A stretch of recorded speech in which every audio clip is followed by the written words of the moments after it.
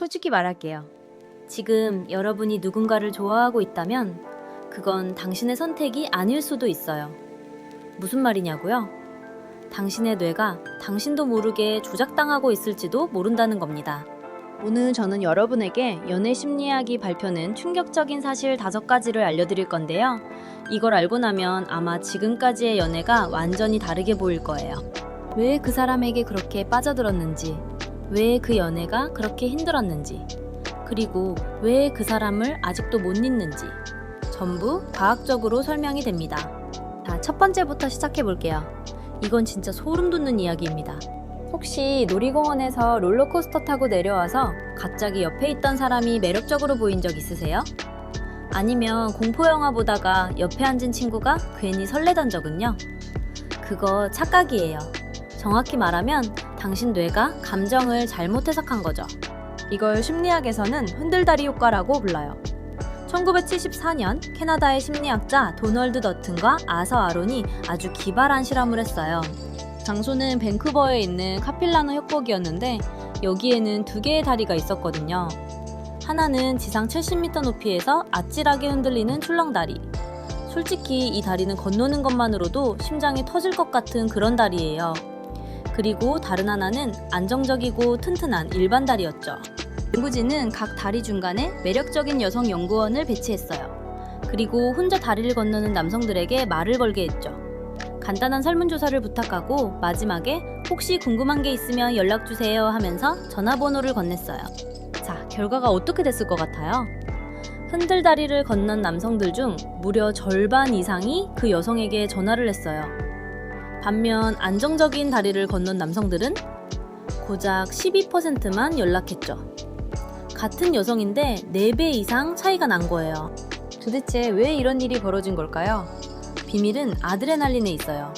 흔들다리를 건널 때 우리 몸은 공포를 느끼면서 아드레날린을 분비하거든요. 심장이 쿵쾅쿵쾅 뛰고 손에 땀이 나고 숨이 가빠지죠. 그런데 이 신체 반응이 사랑에 빠졌을 때 느끼는 설렘과 거의 똑같아요.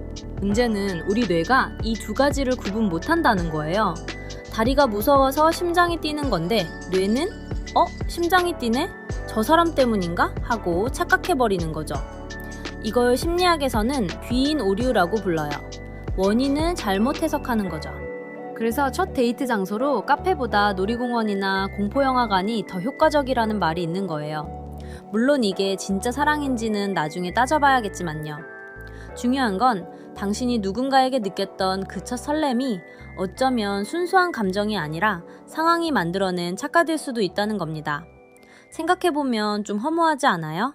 그렇게 운명적이라고 믿었던 첫 만남이 사실은 뇌의 오작동이었다니. 하지만 여기서 끝이 아니에요. 이제부터가 진짜 무서운 이야기입니다. 2번째 법칙은 더 충격적이에요. 이건 연애뿐만 아니라 인간관계 전체를 뒤흔드는 이야기거든요. 여러분, 혹시 누군가에게 호감을 얻고 싶을 때 어떻게 하세요? 보통은 그 사람한테 잘해주려고 하잖아요. 선물도 주고 밥도 사고 이것저것 챙겨주고.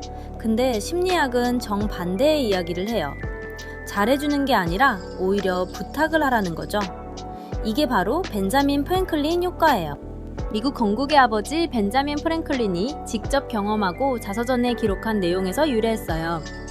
당시 프랭클린은 펜실베이니아주 의회에서 활동하고 있었는데 한 의원이 그를 정말 싫어했어요. 대놓고 반대 연설도 하고 사사건건 비판하고 완전 정적이었죠. 그런데 프랭클린은 완전히 다른 전략을 썼어요. 그 의원이 희귀한 책을 소장하고 있다는 소문을 듣고 편지를 보낸 거예요. 선생님께서 소장하고 계신 그 책을 며칠만 빌려볼 수 있을까요? 정말 읽어보고 싶습니다. 그 의원은 의외로 흔쾌히 책을 빌려줬어요. 일주일 뒤 프랭클린이 감사 인사와 함께 책을 돌려보냈죠. 그 다음부터 무슨 일이 벌어졌을 것 같아요? 그 의원의 태도가 완전히 달라졌어요. 다음 의회에서 먼저 말을 걸어왔고 이후로는 프랭클린의 든든한 지원군이 됐다고 해요. 왜 이런 일이 벌어진 걸까요? 여기서 인지부조화라는 개념이 등장해요. 우리 뇌는 자신의 행동과 생각이 일치하길 원해요. 그런데 그 의원 입장에서 생각해보세요. 나는 저 사람을 싫어해. 그런데 저 사람한테 귀한 책을 빌려줬네?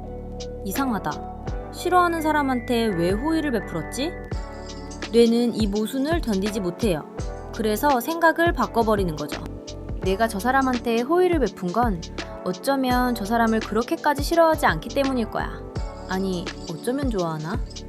행동이 먼저고 감정이 그 뒤를 따라가는 거예요. 이걸 연애에 적용하면 어떻게 될까요? 상대방에게 무조건 잘해주는 게 능사가 아니에요. 오히려 작은 부탁을 하는 게 더 효과적이라는 거죠. 자, 여기까지 들으셨으면 이미 뇌가 얼마나 쉽게 속는지 느끼셨을 거예요. 근데 세 번째 법칙은 이것보다 더 무섭습니다. 이건 거의 세뇌에 가까운 이야기거든요.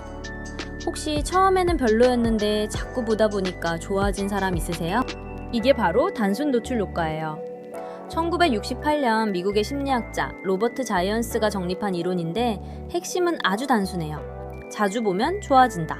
끝이에요. 자이언스의 실험은 이랬어요. 참가자들에게 의미 없는 글자 조합이나 낯선 사람들의 사진을 보여줬어요. 어떤 글자나 사진은 한 번만 보여주고 어떤 건 5번, 어떤 건 20번 넘게 보여줬죠. 결과는 더 많이 본 글자나 사진에 대해 압도적으로 높은 호감도를 보였어요. 왜 이런 일이 벌어질까요?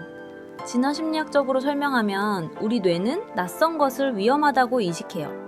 선사시대에 낯선 동물이나 낯선 사람은 생존에 위협이 될 수 있었거든요. 그래서 뇌는 익숙한 것에 안전하다는 꼬리표를 붙여요. 익숙하다는 건 지금까지 나를 해치지 않았다는 뜻이니까요.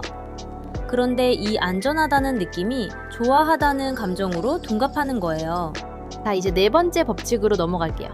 이건 아마 여러분 중 많은 분들이 직접 경험해 보셨을 거예요. 그리고 그래서 더 아플 수도 있는 이야기입니다. 로미오와 줄리엣 효과. 이름만 들어도 대충 감이 오시죠? 금지된 사랑일수록 더 타오른다는 거예요. 부모님이 반대하는 연애, 친구들이 말리는 관계, 사회적으로 허용되지 않는 사랑. 이런 상황에서 오히려 감정이 더 격렬해지는 현상을 말해요. 1972년 심리학자 리처드 드리스콜과 동료들이 연구를 했어요. 연인 관계에 있는 커플들을 대상으로 부모의 반대 정도와 사랑의 강도를 측정했죠. 결과는 예상대로였어요. 부모의 반대가 강할수록 연인들이 느끼는 사랑의 감정도 더 강했어요. 왜 이런 일이 벌어질까요? 여기에는 몇 가지 심리 기제가 작동해요. 첫 번째는 심리적 반발이에요. 인간은 본능적으로 자유를 원해요. 누군가 하지 말라고 하면 오히려 더 하고 싶어지죠. 두 번째는 인지부조화예요. 반대를 무릅쓰고 만나는 건 큰 비용이에요. 뇌는 이 비용을 정당화해야 해요. 세 번째는 드라마 효과예요. 장애물이 있으면 연애가 영화처럼 느껴져요. 근데 여기서 중요한 게 있어요. 이 효과는 장애물이 사라지면 함께 사라질 수 있다는 거예요. 드리스콜의 후속 연구에 따르면 부모의 반대가 줄어들자 연인들의 사랑 강도도 함께 낮아졌대요. 결혼해서 장애물이 없어지니까 감정도 식어버린 커플들이 많았다는 거죠. 생각해보면 슬픈 이야기예요. 그토록 뜨거웠던 사랑이 사실은 장애물이 만들어낸 환상이었을 수도 있다는 거잖아요. 자, 이제 마지막 5번째 법칙입니다. 솔직히 이게 제일 무서운 이야기예요. 왜냐하면 이건 우리를 중독시키는 메커니즘이거든요. 도박 중독, 게임 중독과 똑같은 원리가 연애에도 적용된다는 거예요. 간헐적 강화. 어려운 말 같지만 쉽게 설명할게요. 상상해보세요. 버튼을 누르면 매번 사탕이 나오는 기계가 있어요. 처음에는 신나겠죠? 근데 금방 흥미를 잃을 거예요. 반대로 버튼을 눌러도 사탕이 나올 때도 있고 안 나올 때도 있는 기계가 있어요. 이 불확실성 때문에 버튼을 계속 누르게 돼요.